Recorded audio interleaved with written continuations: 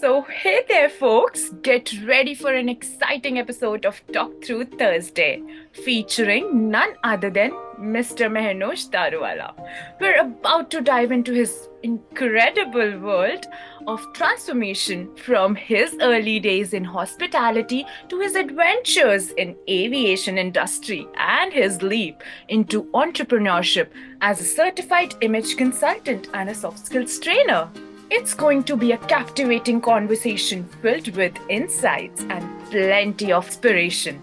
So grab your favorite beverage, get cozy, and let's tune into Mr. Daruwalla's fascinating tale. To start with, you have a very interesting surname, Mehernosh. So, how do you perceive people's reaction towards it? Can you tell us? Sure. Talking about Barkha, my interesting surname. I'm a Parsi, as I'm sure a lot of them must have realized reading the name. And when I introduce myself and I tell them I'm Mehernosh, there are times people tell me, oh, that's a very interesting name. And I tell them that, yes, I have an interesting surname as well, and that's Daruwalla. As for Parsis, as the history goes, that we usually got our surnames from the places that we came from. That would be one, our base location. Sometimes these surnames were also given to us because of our professions. So when I asked my father the same question, he said that there could be a high possibility where our forefathers would have dealt in the profession of alcohol, either in the procurement of it or trading of it, or even in the manufacturing of it. So that's the reason that we were given these surnames, as once we landed on the coast of India years ago, which was in Gujarat. There are times we adapted to the culture, and we had difficult names because we are descendants were from Persia. So that's how the surnames evolved. And I used to always tell my father, I wish we still had that business. I wish we still had continued that business. It would have been flourishing today.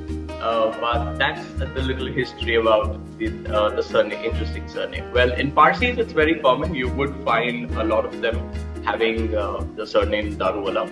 But yeah, and especially being in Gujarat, I think it's very unique because I become the lone Daruwalla, officially being called Daruwalla in a dry state. So that's wonderful for me. So, diving into this ancient history, shall we now dive into your personal history of what you have done? To deal with that, let's first welcome you on the show and thank you so much for making time and doing this, Mehernosh. Namaskar, kaise aap? Thank you so much, and a warm namaskar to everybody over here. It's a pleasure. Thank you for having me on the show. When I got the invitation, I was very happy, and I have gone through your profile and the way you've done things. So I was very up for it, and it's a pleasure. And I'm looking forward to a great interaction and a conversation with you, Barkha. That is my pleasure. And the way you tell the stories is very fascinating. And I'm sure people love listening and watching stories and getting transformed by the motivation you transfer to the world. So, I'll do Mehernosh, what I always tell me. yeah. Thinking back to when, you first stepped into the world of hospitality, aviation, and management training, what was that initial spark or moment of realization that set you on this path? Can you brief us about that? Sure.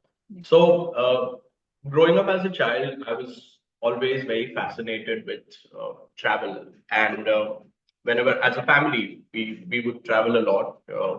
My father was also in a job where he would get to travel sometimes, and as a child, I would love going with him. My mother would accompany me sometimes. And the whole culture of staying in hotels, traveling was very intriguing, very interesting. And I was to always love staying in good hotels. And that was the part that fascinated me. The next step that happened was when we were in Mumbai, when I was born there. At that point of time, it was called Bombay. I still like to call it Bombay sometimes. And when we shifted to Vadodara in Gujarat, my mother stepped into hospitality, and she was heading one of the hotels in the area of marketing. And that was the next gate that opened for me into the world, where I could closely observe how everything functioned. Because till then I was on the side always, where I would see at the hotel as a guest. But then when my mother started working in hotels, there would be times after school I would be sitting in her cabin doing my own homework and watching her sometimes work. So that again opened up a gate where I saw this industry function closely, and I realized that slowly that affinities started growing for this industry.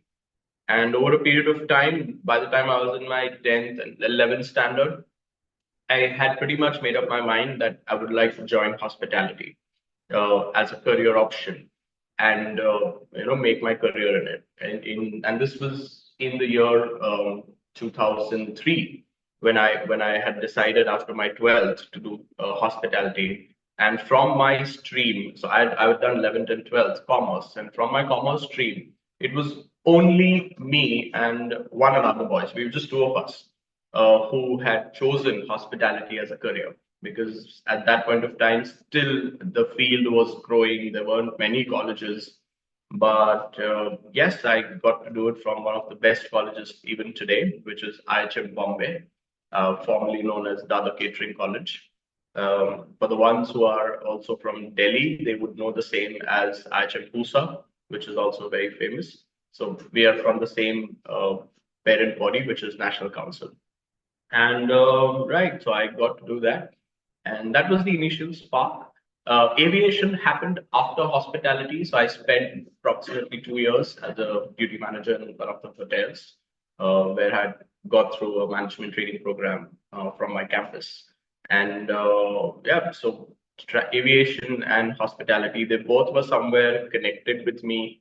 There was a lot of interest in that field, but now I'm doing something completely different. Yes, but that's how life is, and I think there are different phases where you like to try out different things and explore till you find what I say that thing as your calling, and that's where I think in this industry, in the training and image management field, I feel I've found my calling. So the calling came to the corporate world at the end of the day. Yeah. Yes, it did. You're absolutely right. I enjoyed the corporate world. I still do, because a large part of my job involves the corporate world. So yeah. So, as someone who spent a significant time in the corporate world till now, what's the memory or experience that really touched your heart? Because at the end, it matters, right?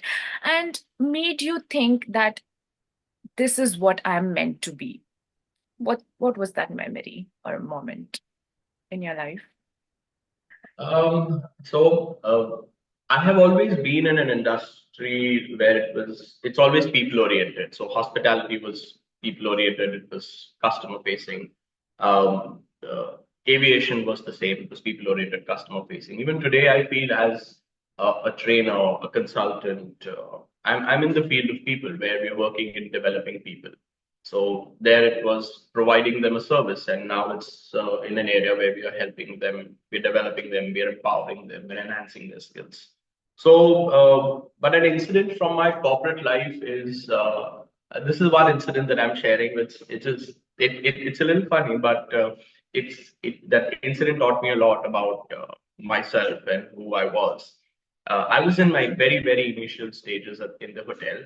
I had just got confirmed as a duty manager, and I was at the age of 21, very young, just out of college. My management training program had not even got completed, but I was taking over as the post as acting DM, and I was doing night shift. This was around 10:30, 11 o'clock, and I was the manager in charge, manager on duty, what we usually call MOD. And there were a couple of, few group of young kids who came up to me from the banqueting space below, and they told me that we have a request. And I'm like, sure, tell me. And he said that it's our grandparents are celebrating their 50th golden jubilee, like their anniversary, and we would like to have a horse chariot brought on the porch to, take them back, take them back home. So as a part of the whole ceremony and the gesture.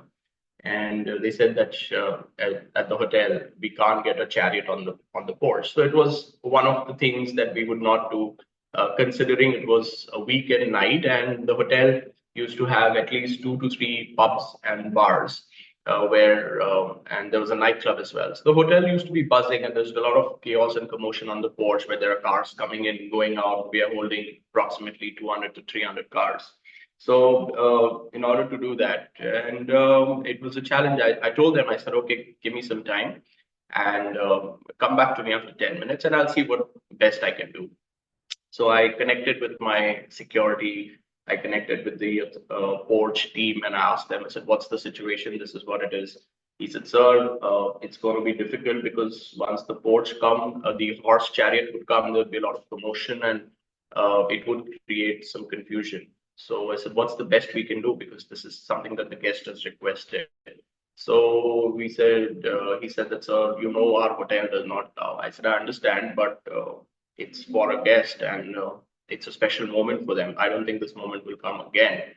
So let's do one thing. I said we will not allow like any commotion to happen. So the best we could do is have the chariot on the porch, have them seated, and they could probably go in it. And outside, once they are on the road, they could probably have some kind of celebration or a dance or something that they would like to have.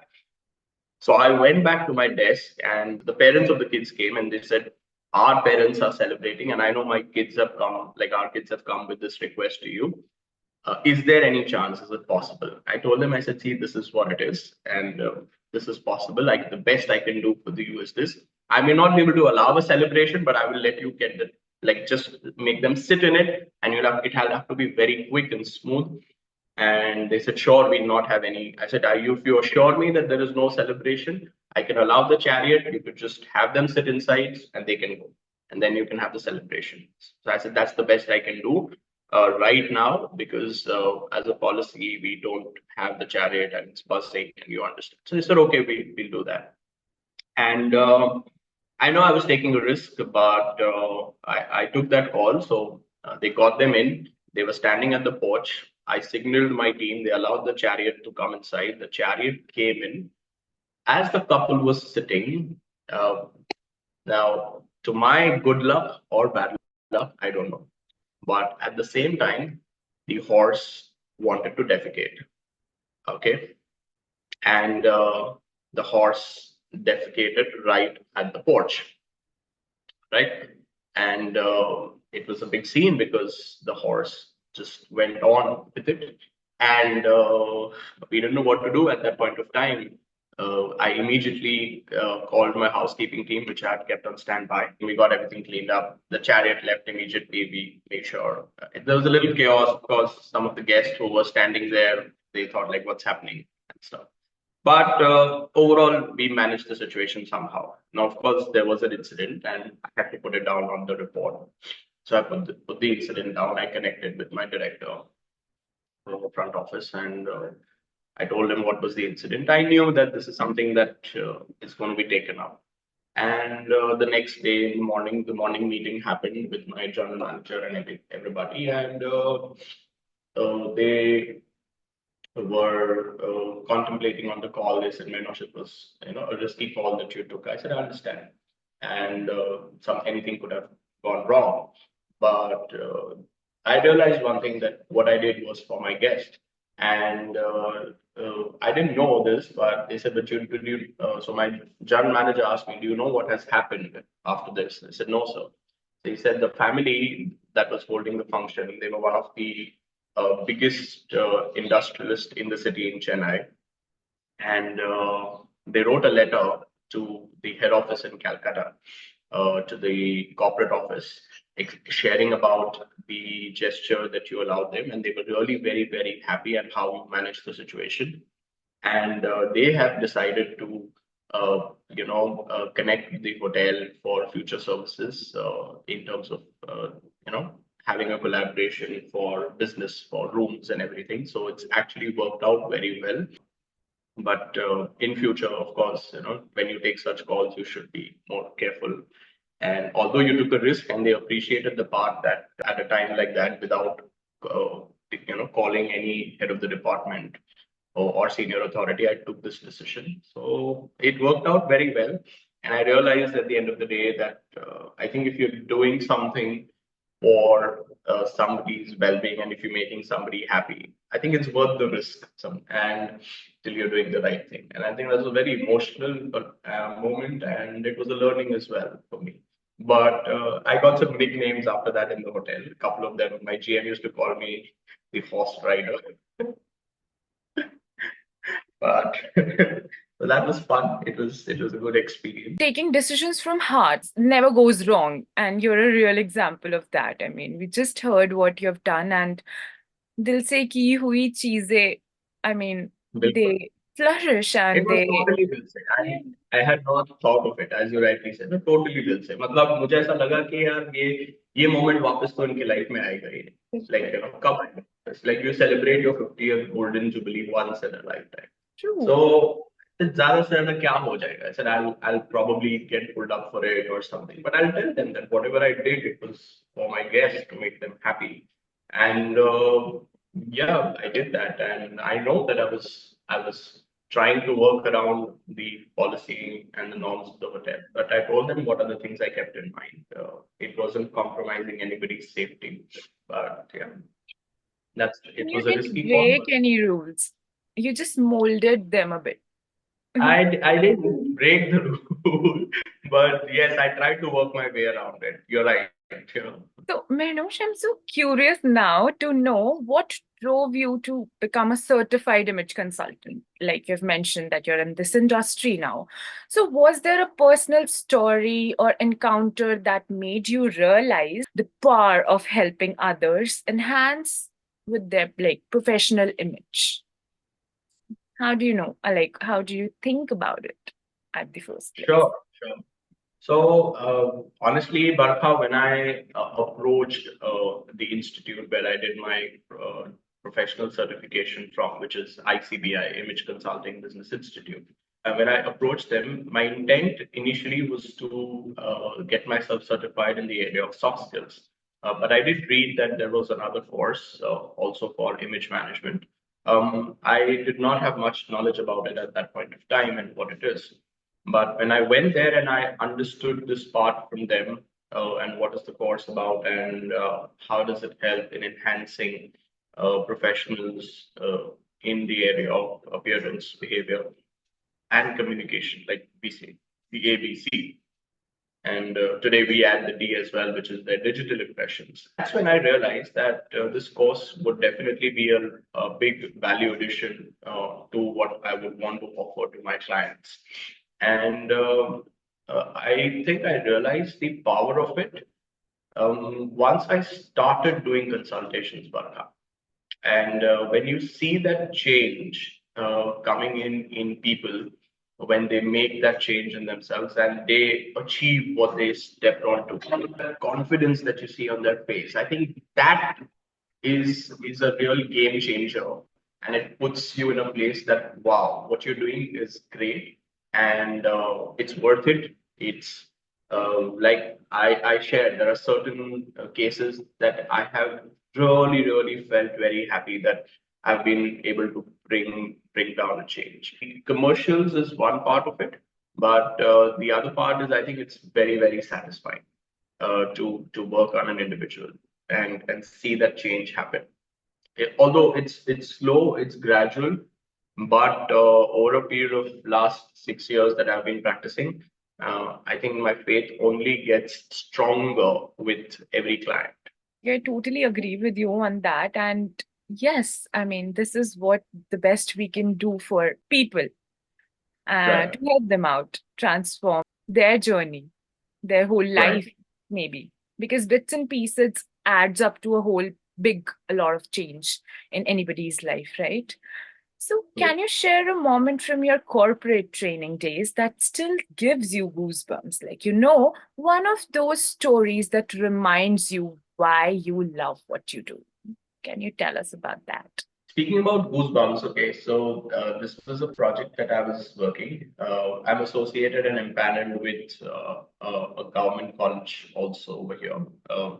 It's National Academy of Indian Railways, and I was doing a project with them. So I used to conduct sessions on image management and appearance for the probationary officers who would join the course. And after one of my sessions, the GMs there, the DGMs there, they came up to me and they said, Mehernosh, we have a little different requirement this time, and we would like to discuss this with you. I said, okay, tell me. Said we have 40 of our officers traveling to Russia, and they would like we would like that you would train them on the aspects of dining etiquette because these are officers who are scheduled for a dinner with at the parliament over there with the Russian government and the top dignitaries, and they'll be representing the country and Indian Railways over there. So I said, okay, sure. So they were going there on a project for a couple of days. I asked them that have these officers ever traveled? They said 90% of them have never traveled abroad, and uh, in terms of the dining part of it, they've never been exposed to such situations. So it was good. I mean, because it was a clean slate. And I said, okay, great. And I worked upon it. We conducted a practical session. And when I first met them, they were a little hesitant and they were like, sir, हम वहाँ जाएंगे, कैसे खाएंगे?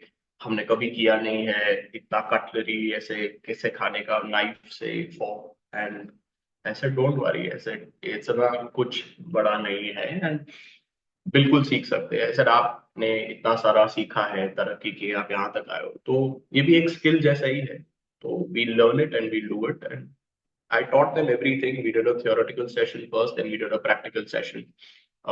The institute was very supportive of it in providing me everything in terms of what I needed for the part to conduct the practical workshop.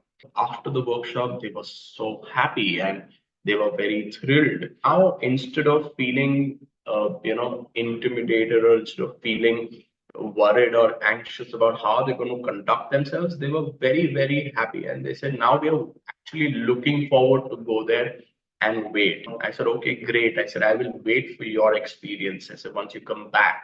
So when they came back from there, I said I would like to come and meet them to just know what their experience was. So I went there and I spoke to the batch, and they were so happy. They were like, "Sir, हमने ऐसे कर दिया, हमने वैसे कर दिया.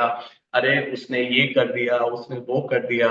हम बैठे थे उनके सामने, हमें बिलीव ही नहीं हो रहा था कि और उनको भी ऐसा नहीं लग रहा था कि हमें ये सब आता है. सो इस सर हमें इतनी प्राउड फीलिंग हुई हमारे बिकॉज वहाँ बहुत कंट्रीज के लोग बैठे थे. So there were people from the other countries as well because it was something that professionals from all countries were attending, and they said we felt really very proud, and I'm glad that that happened because that is the image that we want every Indian to carry when they visit other countries because that's the image today of the new India that we are working on. And I think as professionals in the industry of image management and training, this responsibility is bestowed upon us to take up this task and work on this image for our country. I felt really proud. I think it was one of my best projects that I will always say that I have worked on, which indeed made me feel that I was able to make a small contribution in uplifting the image of my country. In a place in a situation like that. So I think I hold that incident very strong. And I must say, this Thank is you. the sign of a true dedicated and doing from the heart trainer because reaching out to the world like this is not that easy. And from where the people don't know anything to transforming them to they're representing our country at a global platform, it's very like inspiring and hats off to what you have done. Thank you for doing this and may you continue doing Thank this forever and thank making you. people be their best versions in front of everybody.